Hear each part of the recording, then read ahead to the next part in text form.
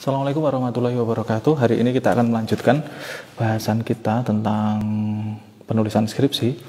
Di pertemuan yang sebelumnya kita sudah membahas tentang masalah dalam latar belakang masalah penelitian.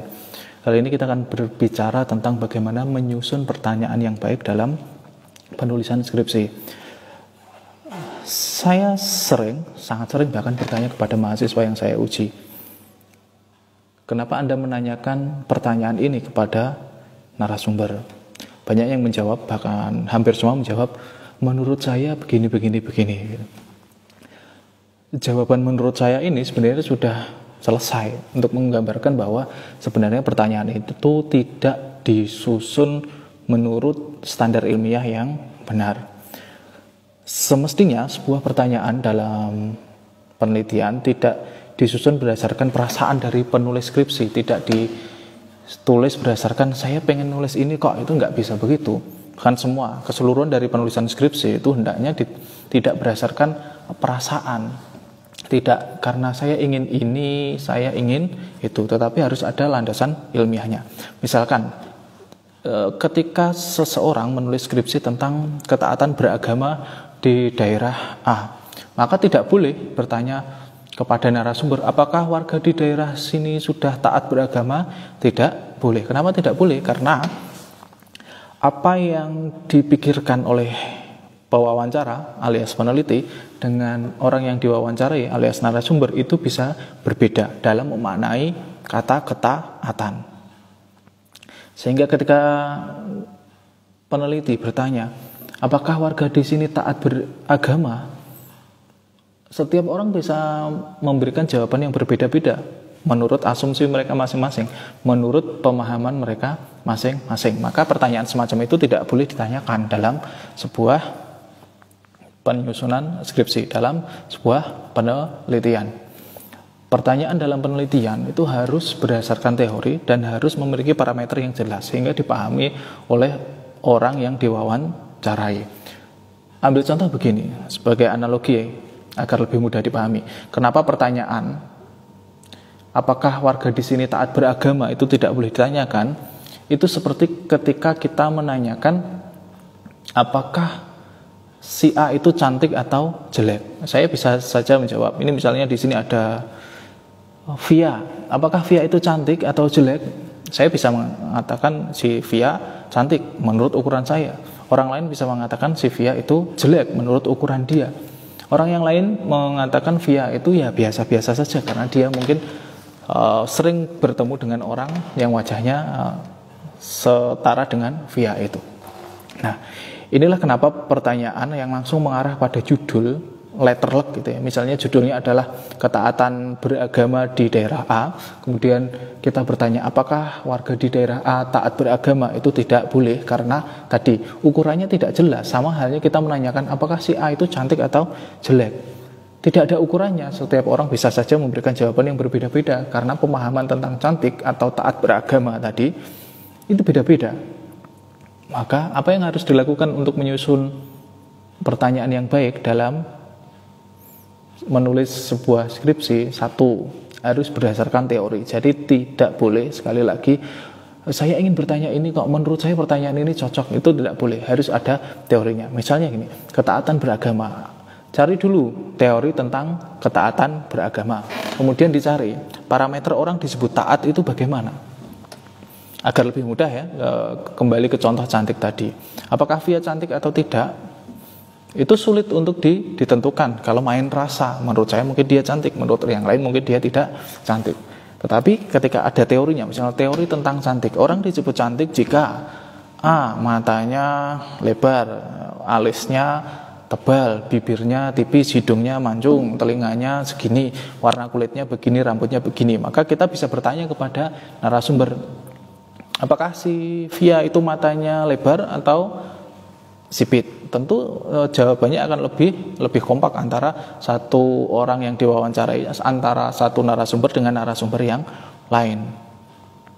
Kenapa? Ukurannya jelas. Misalnya kita bertanya ya, apakah matanya besar atau sipit, lebar atau sipit? apakah warna kulitnya hitam atau berwarna atau putih, apakah hidungnya kuning atau putih, apakah alisnya tebal atau tipis, atau bibirnya hitam atau merah. Nah, pertanyaan-pertanyaan yang langsung jelas seperti itu akan memberikan jawaban juga yang lebih valid. Tentu berbeda ya. Misalnya begini, contoh pertanyaan yang kelihatannya sederhana tapi sebenarnya jawabannya bisa menyimpang dari apa yang diinginkan oleh peneliti. Misalnya, apakah jari saya panjang? Semua orang bisa memiliki persepsi yang berbeda terhadap jari saya. Orang yang jarinya lebih panjang dari jari saya, bisa saja dia mengatakan jari saya tidak panjang, jari saya pendek. Tetapi orang yang jarinya lebih pendek dari saya, dia bisa saja mengatakan jari saya panjang. Jadi ketika ada orang menjawab jari saya panjang, dia tidak berbohong. Ketika ada orang yang mengatakan jari saya pendek karena jarinya lebih panjang dari saya, dia juga sedang tidak berbohong. Ini contoh pertanyaan yang sebenarnya kelihatannya sederhana, tetapi sebenarnya tidak bisa memberikan jawaban yang valid, tidak bisa memberikan gambaran keadaan yang valid. Maka pertanyaannya mestinya, berapakah panjang jari saya? Harus ada ukurannya, pakai sentimeter atau meter misalnya. Nah, pertanyaan dalam penelitian itu harusnya seperti meteran itu. Skala ukurnya jelas. Pertanyaannya bukan apakah jari saya panjang, tetapi berapa senti panjang jari saya. Itu ketika kita bertanya ke semua orang, siapa saja jawabannya akan sama saja. Maka hasil pertanyaan itu akan memberikan jawaban yang valid. Nah, balik ke tadi. Karena itulah ketika kita menyusun pertanyaan penelitian itu tidak boleh berdasarkan perasaan, tetapi harus dilandasi teori. Inilah pentingnya apa yang sudah saya singgung di minggu sebelumnya, bahwa ketika kita mencantumkan teori di kajian teori, itu tidak boleh sekedar saya ingin memberikan teori ini atau saya nemunya buku ini, kok nggak bisa begitu. Tetapi harus benar-benar teori itu nyambung dengan kebutuhan penelitian. Lebih sederhananya, teori itu harus benar-benar nyambung dengan kebutuhan untuk menjawab rumusan masalah. Jadi tidak boleh asal dapatnya apa gitu. Teori itu harus benar-benar berguna nanti. Teori yang nyambung dengan rumusan masalah nanti bisa di breakdown menjadi parameter-parameter atau indikator-indikator tertentu lah. Parameter atau indikator tertentu itulah yang kemudian disusun menjadi pertanyaan-pertanyaan penelitian. Misalnya kita meneliti tentang toleransi beragama, ini contoh. Tidak boleh kita bertanya apakah si A itu toleran atau tidak. Kenapa tidak boleh? Karena ukuran toleran antar orang satu dan orang yang lain bisa sangat berbeda. Misalnya ada orang berpendapat bahwa orang itu toleran kalau sudah, misalnya orang Islam itu toleran kalau sudah mau beribadah di gereja, misalnya. Itu baru disebut toleran. Ada orang yang menganggap ya toleran itu tidak harus seperti itu. Yang penting kita menghargai umat dari agama yang lain. Kalau masuk gereja itu justru sebenarnya itu bukan lagi toleransi, tapi sudah kebablasan, sudah merusak akidahnya sendiri. Itu contoh bagaimana pertanyaan apakah orang itu toleran atau tidak, itu menjebak. Tidak bisa memberikan gambaran yang valid. Maka harusnya adalah kita mencari teori tentang toleransi atau toleran. Sikap toleran itu jika memenuhi apa saja, A, B, C, D, E, F, G. Tentu kita milih teori ya, karena teori kan ada banyak. Ada yang teorinya mungkin cenderung liberal, ada yang cenderung konservatif, ya tidak apa-apa. Yang penting kita jelas, teori yang kita gunakan itu yang konservatif atau yang liberal atau yang moderat. Setelah kita pilih, kita mengambil indikator toleran menurut si Marjono misalnya. Marjono itu memberikan parameter atau indikator orang itu disebut toleran jika memenuhi A, B, C, D, E, F, G. Misalkan 1. Toleran jika mengakui keberadaan agama yang lain. 2. Tidak mengganggu kepercayaan agama lain. 3. Dan seterusnya. Nah, hal-hal itulah yang kemudian kita tanyakan kepada narasumber. Misalnya, apakah Bapak menghargai, apakah Bapak merasa terganggu dengan adanya upacara kegiatan keagamaan dari pemeluk agama yang lain? Nah, pertanyaan-pertanyaan itu harus ada landasan teorinya tadi. Maka tidak boleh bertanya kok sekedar saya pengen tanyanya ini. Saya ulang-ulang ini karena hampir semua mahasiswa yang membuat penelitian kualitatif, pertanyaannya itu tidak didasarkan pada teori, tetapi hanya main perasaan. Kalau main perasaan itu bukan kajian ilmiah namanya.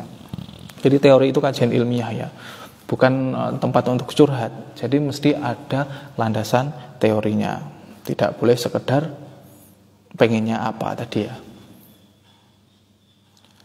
Dengan pertanyaan-pertanyaan yang benar-benar ada landasan teorinya, ini akan membuat nanti di kajian datanya jadi lebih mudah. Misalnya, kita sudah bertanya tentang toleransi beragama atau sikap toleran. Menurut teori A, ada indikator orang disebut toleran itu memenuhi 5 kriteria A, B, C, D, E. Nah, kita tanya itu ke narasumber.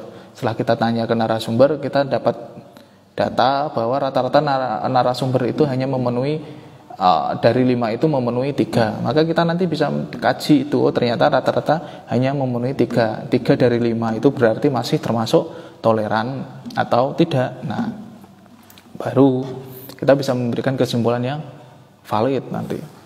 Nah, jadi pertanyaan-pertanyaan itu sekali lagi tidak sekedar saya ingin bertanya apa, tetapi harus benar-benar berdasarkan pada teori. Karena berdasarkan teori, pertanyaan penelitian itu bisa menjadi sangat banyak.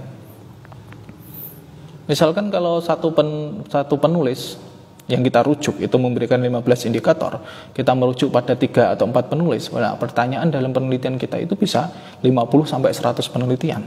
50 sampai 100 pertanyaan. Dan itu jarang. Setidaknya yang sudah saya temui itu jarang. Paling banter itu bertanya paling cuma 15, 10 bahkan ya. Ada yang kurang dari itu. Karena apa? Mereka membuat pertanyaan itu berdasarkan ilham, menunggu ilham. Oh, kira-kira saya tanya apa? Ya, kalau dapatnya ilhamnya cuma 3 pertanyaan, kemudian dia hanya bertanya 3 pertanyaan. Tentu 3 pertanyaan itu tidak bisa menggambarkan keadaan yang sebenarnya. Jadi, apakah pertanyaan yang disusun berdasarkan teori itu sudah pasti valid, data yang didapatkan? Belum tentu juga. Misalnya gini, kita bertanya, pertanyaan kita sudah bagus, sudah sesuai dengan kaidah penyusunan pertanyaan secara ilmiah. Kita bertanya kepada narasumber. Tidak ada jaminan narasumber akan menjawab sesuai dengan keadaan yang aslinya. Karena narasumber bisa saja dipengaruhi oleh situasi batin dia saat itu, waktu, atau mungkin saja dia berbohong. Maka perlu di cross check juga dalam mengumpulkan data. Itu ada namanya triangulasi. Triangulasi itu gunanya untuk mendapatkan data jenuh. Misalnya begini, saya bertanya tentang topik A kepada Pak Jono gitu. Pak Jono hari ini menjawabnya begini, besok menjawabnya bisa berbeda. Karena apa? Kemarin mungkin hatinya sedang bahagia sehingga dia menjawabnya begini, besoknya dia hatinya sedang tidak bahagia sehingga jawabannya begini. Atau kita tanya orang lain, ternyata jawabannya juga berbeda. Kemungkinan tendensi pribadi itu sangat mungkin terjadi dalam penelitian. Karena itu ada namanya triangulasi. Triangulasi itu memastikan jawaban yang disampaikan oleh pemberi jawaban itu, narasumber itu adalah jawaban yang sebenar-benarnya. Kalau kita sering melihat berita tentang koruptor itu ya, koruptor itu biasa mereka ditanyai, diinterogasi oleh polisi itu kan 15 jam, 12 jam, artinya berjam-jam. Itu tujuannya apa? Dia ditanya terus-menerus, sebenarnya pertanyaannya sama, untuk memastikan jawabannya itu konsisten. Seorang peneliti dalam menyusun skripsi itu juga harus memastikan bahwa jawaban itu adalah jawaban yang benar, dilihat dari konsistensinya misalnya. Jadi kita ketika menulis skripsi itu tidak boleh sekali bertanya kemudian kita langsung percaya, kemudian ditulis itu dalam hasil temuan data. Tidak boleh begitu. Temuan data itu harus data jenuh, data yang benar-benar valid. Harus dipastikan dulu. Misalnya kita bertanya pada narasumber A, pertanyaan pertama, tidak boleh hanya sekali bertanya kemudian kita langsung percaya, tetapi kita perlu bertanya beberapa kali untuk memastikan jawabannya itu konsisten. Apakah jawaban yang konsisten dari si A itu sudah pasti menggambarkan keadaan yang sebenarnya? Belum tentu juga. Karena bisa saja orang tadi memiliki tendensi tertentu terhadap pertanyaan yang ditanyakan itu. Maka kita perlu membandingkan pada orang kedua. Ini sebagai contoh gini, misalnya kita bertanya tentang sekolahan tertentu kepada kepala sekolahnya. Ada kecenderungan kepala sekolah itu berbicara yang baik. Maka kita perlu bertanya kepada orang lain selain kepala sekolah. Orang yang kepentingannya tidak ada kepentingan tertentu pada sekolah. Misalnya kita bertanya kepada warga sekitar sekolah, asalkan masih nyambung ya. Misalnya kita membahas tentang ketertiban siswa. Ketertiban siswa itu kan warga di sekitar sekolah bisa melihat apakah ketika keluar masuk sekolah siswanya tertib atau tidak, kan masih bisa memberikan jawaban. Maka boleh saja itu kita bertanya kepada kepala sekolah, kita cross check jawabannya pada penjual cilok atau tetangga sekolahan, apakah benar siswanya itu tertib atau tidak tertib ketika keluar masuk sekolahan. Jika ada cross check ya. Jadi triangulasi sumber itu memastikan jawaban konsisten dari satu orang, kemudian memastikan jawaban itu konsisten antara orang satu dengan orang yang lainnya. Maka jadi aneh sebenarnya skripsi-skripsi yang 2 minggu selesai itu kan tidak masuk akal. Skripsi itu harus memastikan jawabannya konsisten per individu. Setelah individu sudah memberikan jawaban konsisten, harus dibuat perbandingan antara satu narasumber dengan narasumber yang lain. Apakah dengan seperti itu saja sudah cukup? Pertanyaannya valid, yang ditanya sudah menjawab secara konsisten. Antara satu orang dengan satu orang yang lain sudah sama juga, konsisten juga jawabannya, mengerucut pada satu jawaban tertentu. Apakah itu sudah cukup juga? Belum tentu, belum cukup juga, karena masih perlu dibandingkan dengan sumber yang lain. Ini ada teknik pengambilan data yang lainnya. Maka hasil wawancara itu perlu dibandingkan juga dengan sumber-sumber yang lain, misalkan dokumentasi. Nah, di cross check apakah apa yang disampaikan oleh narasumber itu sesuai dengan dokumentasi yang ada. Kalau tidak sesuai, maka nanti bisa di cross check ulang lagi. Kalau sudah sesuai, maka perlu kita kaji. Kita kaji pakai apa? Pakai teori yang kita munculkan di kajian teori. Jadi sekali lagi skripsi itu harus nyambung ya, dari awal sampai akhir. Artinya apa? Dalam penulisan data, dalam menyajikan data itu tidak seperti clipping. 99% mungkin mahasiswa yang pernah saya uji itu menyajikan data hanya seperti clipping. Mereka menulis apa adanya hasil wawancara. Ini tentu datanya masih dipertanyakan, karena mestinya data itu tadi ya harus konsisten dari orang per orang, kemudian dibandingkan dengan sumber yang lain, orang lain, kemudian dibandingkan dengan sumber yang lain. Dari dokumentasi, dari sumber-sumber yang lainnya. Kalau sudah sesuai, baru diambil kesimpulan-kesimpulan, itu ditampilkan dalam temuan data. Setelah temuan datanya bagus, sudah ditampilkan, maka direduksi, karena tidak semua data yang kita dapatkan itu sebenarnya penting, maka ada reduksi data. Setelah direduksi, datanya sudah sesuai dengan yang ingin diteliti, kemudian ditampilkan datanya, setelah itu baru dikaji dengan apa? Dengan teori. Maka skripsinya ya ini level terendah sebenarnya, hanya cross check antara teori dengan fakta di lapangan, sesuai atau tidak sesuai, nanti diberikan analisis tambahan yang lebih mendalam. Setelah itu baru diambil kesimpulan-kesimpulan. Kira-kira begitulah ya.